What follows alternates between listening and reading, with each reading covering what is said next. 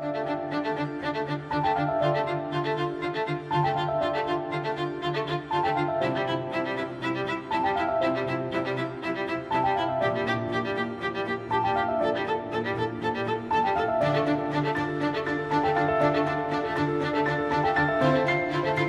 ability for the U.S. to deploy new energy generation capacity and upgrade its grid is in many ways the key to the race against China. Energy is how we can win, and it's also how we can lose.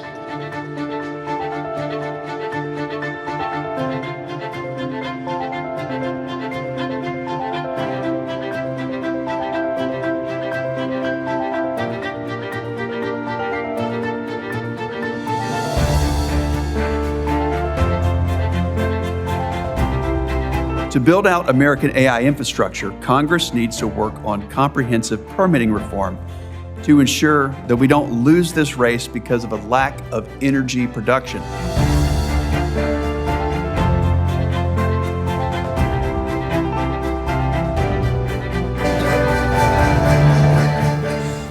Hi everybody, my name is Dan Marica. I am the co-anchor of the Early Brief newsletter, the Washington Post flagship political newsletter, and I'm honored to be here today with North Carolina Republican Senator Ted Budd. Welcome to the Washington Post. Thank you. Glad to It's an honor to have you here. Late night? It was. You're partying, probably right? For all of you. Yeah. Did you hang out with the USA hockey team? I got to shake one hand on the way in. Okay. That's great. And I've always wanted to ask this after the State of the Union, but there's so much standing up and sitting down. I do wonder, did you skip leg day earlier in the week? And are you sore currently? I didn't plan for that, so it was back-to-back leg days. So I'm a little sore. So you're going to take some time off. Okay, great. So this is part of a new series that we're doing about how America builds for the next 250 years. Obviously, we are celebrating the 250 years this year. What role do you see AI infrastructure playing in that next 250 years, and how critical is the next decade to that process? I think we only negotiated talking about the next 5 years, Yeah, right? okay, So this 250 is quite an expanse. Please look ahead. I mean, who knows beyond 3 to 5 years? But this is certainly part of it. It's certainly a building block. But where we go beyond that, I don't know. I mean, I think we're just getting started at the beginning of AI. So I'm encouraged what we see. I tend to be on the optimist end of the spectrum, but you have to have some cautions as well. I do not worry about being replaced by humanity. I believe we're going to be collaborating with AI, and let's remember that AI exists inside of human ingenuity and humans working together. But there has been a blowback and concerns from voters about how they personally feel about AI. You are obviously a lawmaker, but you're also a politician. You face voters every 6 years. What role do you play in assuaging those concerns from voters who you're going to ask to vote for you? Well, part of it's education as well, because I think people they're down on what they're not up on, and if they think they're going to lose their job, if they think they're going to it's going to affect their kids, they become very protective and they become very worried. So I'm also, one of the other roles I have, I'm a small business owner. Yeah. And I remember looking at the monthly financial statements, sharing them with the team in the few minutes we get back home where I'm not visiting around the state. And you could see the look of panic on their eyes, and that they thought, well, is this the end of their job? Because now there's comments on the financial statements from one of the AI tools. And I was like, no, we're going to do more with this same team rather than the same work with less people. So I think we need to realize this is an opportunity, and more of an opportunity than a threat. So permitting reform, which was mentioned in the video, AI in general, is often seen as a bipartisan issue, something that Republicans and Democrats can work together on. You have worked with Democrats on this issue as well. There hasn't been a lot of progress in Congress, though. So I'm wondering, what do you attribute that to? Is it a lack of leadership? Is it differences in policy? Is it the political incentives aren't there? What's the reason that we haven't seen? I think our founding fathers are smiling from their graves right now, because it's meant to move slowly.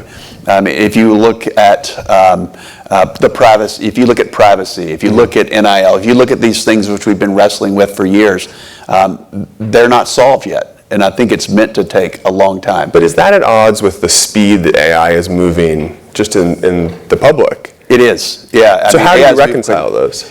we keep working after it, and I think, we're moving into the midterm season right now, so there's actually less time on the Senate calendar, less time in the House. There's a whole month of October that we're not even here. So I think we're even more constrained. And had we hit this probably in the very first year in 2025, we probably would have gotten something done, but there's so many other things to do. The president yesterday announced this agreement where AI companies, data centers can basically create their own power sources. You and I were talking about this backstage. Do you support that kind of agreement? Do you approve of it? It's really not an agreement. It's a pledge that you're asking these companies to do. And you're already seeing it. I think they're already there, so it's not out of the blue that the president offered this. If you saw, it depending on what age you are, you remember 3 Mile Island in Pennsylvania. Mm-hmm. Well, I mean, that's still highly functional. It's still producing power. And I think one of the parts of that they're going to use to produce processing power for Microsoft. And then if you see Colossus in Memphis area from XAI, which is Grok, as most of us know it, that is produced by gas turbine engines. So those are usually shipped in from South Korea. So they are bringing the processing power. A lot of other folks, they're using grid power. And they're also using, how would you connect AI in data processing to NAFTA? Well, in a state like mine, you have lost in the early 90s a lot of plants, a lot of furniture, a lot of manufacturing, and there's a lot of grid capacity that's not being used in some areas. A more developed city like Cary, Raleigh, Charlotte, that's going to be closer to capacity. But there might be a rural area which doesn't have a manufacturer anymore. That's a great opportunity to put a new facility and utilize that capacity. Where if it's Richmond County, you've got Amazon, you've got Google, you've got Meta out there, which have major data processing in North Carolina, but it utilizes excess capacity. The announcement from the president did seem to be him trying to get ahead of the concerns around affordability, especially on electricity prices and these massive data centers. Anybody who lives in Northern Virginia is probably well aware of this issue because there are so many data centers. Loudoun County is number one. It's amazing. I mean, we were just talking about you drive around and you just see these large hulking buildings that are data centers but aren't really advertised as such. He's trying to get ahead of it because there are these concerns about electricity prices. When you look at all of the fears and worries about AI and data centers, is affordability number one? Is it somewhere in the top? How do you rank that? I think people have to feel that of all the pressures economically that people feel for whatever reason across the economic spectrum, that they're not competing against AI. And the broader perspective is national security. We can't afford to be behind in AI. So I think that the president says we're going to advance in AI and it's not going to hurt you, the American citizen that's just trying to get by. So we'll get to the national security part because I want to ask you about China, but then why aren't voters feeling that? Because there's polling out there that shows a majority of voters are worried about how AI is progressing. A majority of voters would like to see AI more regulated as opposed to less regulated. And something that stuck out with me is a recent survey even found that some 40% of Republican voters would support a ban on AI data center construction. Why is that what you're saying the president's trying to do in a State of the Union you've been trying to do? Why is that not reaching voters, and how do you kind of change the strategy so that people start feeling better about AI? I think it is reaching voters, but it's being affected at more of a local level. Okay. This can be county commissioner race. It's probably going to be a major issue. You're even seeing the number one data county in the country, Loudoun County, I just mentioned, actually looking at moratoriums. You're seeing Abigail Spanberger deal with these things. But I think you have to make it at a local level. You may want an AI moratorium and saying, look, we're not going to do state-by-state laws on restriction of AI nationally, but I think that when it comes to building of centers, that may need to be made at a local level. Your colleague Bernie Sanders supports a moratorium. I'm assuming you do not agree with him on that? I'd have to look at the language on that, but I doubt it. All right. Let's talk about China. You mentioned national security. It's often framed as what you just said. We have to be a leader in AI because China is going to be competing with us on this issue. What does winning look like when it comes to AI? I think one of the things, and this goes back to my Pell Act in the Working Families Tax Cut, and that goes to the American worker, in that the new skill is that of change and switching. Rather than massive job displacement, people have new jobs and they're able to retool and reskill quickly. So one of the things we're seeing with the mass adoption of AI is that we're still adding jobs, 130,000 jobs as of last report. But I think people are still wondering, what is the effect of AI? So you want to make sure that we have full employment and that people are adapting their jobs quickly so that they're still creating value for the workforce. Because China, over the next few years, will invest twice as much as the United States this year in power plants, storage, and the grid, according to the International Energy Agency. Is there anything the United States can learn from China on how they're handling AI? Well, you wouldn't adopt their method of decision making because it's very top down, and they're also 3 to 4 times the population of the U.S. So they will be adding more. I think they're at about 3.5 terawatts. We're at about 1.3, and they're adding more. So we need to add about 85 gigawatts a year in order to keep pace with our demand. I think that goes back to permitting reform. And also there's the cultural issue of which they probably wouldn't face in China, and that's the not in my backyard issue.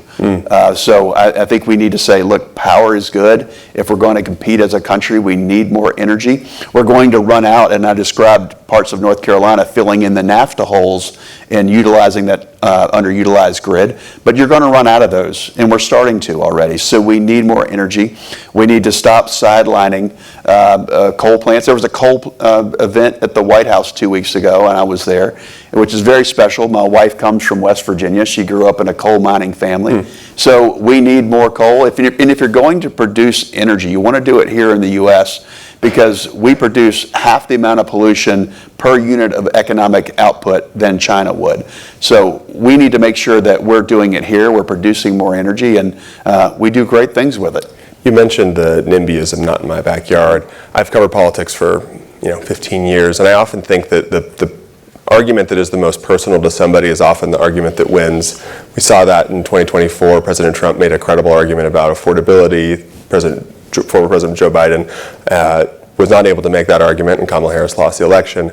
I'm wondering if Republicans run a risk of pushing forward with AI when the fears are so personal to people. They're about their jobs, they're about their homes, their communities, where the kind of lifestyle they have. Is there a risk in dismissing AI fears and pushing ahead with what the president wants to do on AI when it is so personal to so many voters? Absolutely. You never want to be tone deaf in these roles. You want to make sure that you're listening to the voters across the political spectrum. Yeah. You have your beliefs, but you want to make sure that you understand. But I think this is not just the politician or elected leader's role.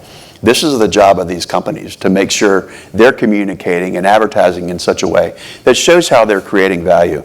Like if I look at an in-law or a parent, an 85-year-old parent this year, and they're going to be getting recipes and benefits from AI. Yeah. They're going to be asking medical questions to AI. So they get benefit, but they got to realize that there are benefits coming from these data centers and from this new technology that's actually collaborating with them at whatever life and age and stage they are. Are those companies doing a good job, though? Are they doing a good job of advertising those benefits and outweighing the negatives?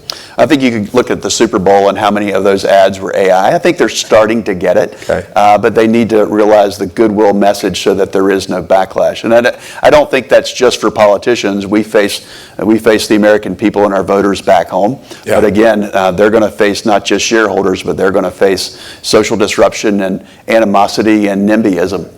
In a previous role, I covered AI. I went to a senior center in Chicago and watched 80 and 90-year-olds learn how to use AI for 2 hours. It's a fascinating story. I really enjoyed it.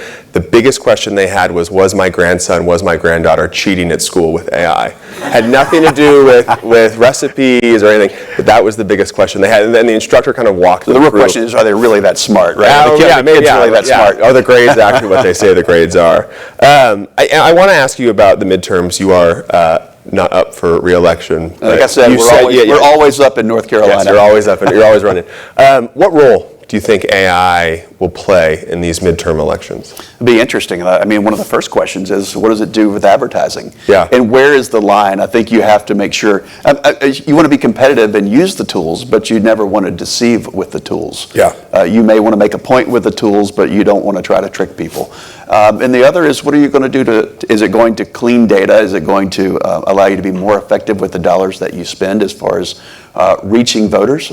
And you want to address it as far as the future economy of North Carolina and our country. I think you have to do that. So it's going to be a topic unto itself, and it's going to be a tool that's used by campaigns.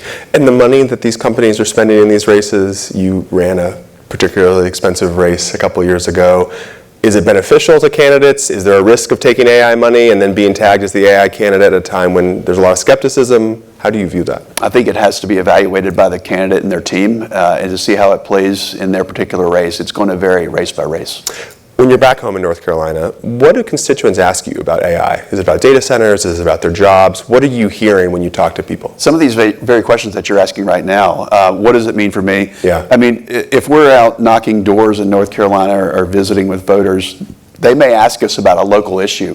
They don't necessarily differentiate between a county issue, a state issue, or a federal issue. So you have to be able to either answer them about this, or you get them to the right resources that can. But they're going to be asking about it. I'm visiting a community south of Charlotte this weekend in a couple of counties. And every 2 years, every Congress, we visit all 100 counties. And so we're starting to get a feel for how it's playing.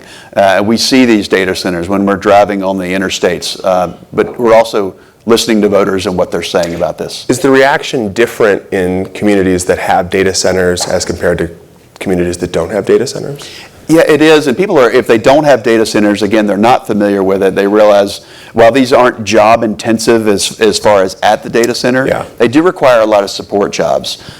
They do provide for the local taxes. So in essence, the value of those buildings and the property taxes are supporting local schools, fire departments, law enforcement, first responders. So it's beneficial in that way. It supports a lot of technical jobs, HVAC, electricians, and plumbing. You have a Senate race coming up in your state. Candidates are going to go around the country, around the state, talking about AI. I'm wondering if you think that the kind of, because this is a bipartisan issue, because there's some agreement on AI, is there space for candidates to maybe break with their party on AI because of that agreement? Is this an interesting area where a Republican could maybe agree with a Democrat on AI at a local level? It's going to depend on the race, and it's really going to depend on the issue. I don't think it's fallen cleanly along partisan lines. It took a long time. One of the things when I was in the House on financial services, we would talk a lot about in the early crypto days, Yeah. and it was a bipartisan issue. Now, it's drifted into partisan lanes recently. Yeah. So I don't think that AI has fully fallen into partisan lanes yet. There's different views on it, but we acknowledge that it's something that we're going to have to reckon with, and both parties will. You mentioned work and the workforce. What role does Congress play in preparing the workforce for the AI change? Or is that, like the data center issue, more of a local issue? Well, things are moving faster than a 4-year degree or a 2-year degree. So when I mentioned the Pell Act, that allows Pell money for quick credentialing. You may need somebody that needs an 8-week course to get retooled and reconfigured for the workforce. So I think giving them the tools and flexibility that they need and letting people know it's there, and making sure that people aren't taken advantage of. I think the Take It Down Act was great so that people aren't abused online, and those tools make it easier for good. They also make it easier for nefarious purposes. So I think putting guardrails on AI and things like that. It's also changing universities. North Carolina is home to a number of famous universities. I'm wondering if you think colleges, you mentioned that Congress is deliberately slow, but that AI is notably fast. Universities can often be very slow as well. Are universities doing enough to keep up with AI? Some are, and some are behind the curve. And I would also put, we have a great community college system in there. So I think we need to engage it. But look, somebody's going to be able to produce a 15-page paper in a matter of a few prompts. So I think we need to make sure that critical thinking is still there. If you look at the old university system before the Scantronic or the fill-in-the-bubble test. You just aged yourself a little bit there. mimeograph. I'll Yeah, throw that one out you too, right? a little I hear bit. some laughs out there. So, in the purple ink.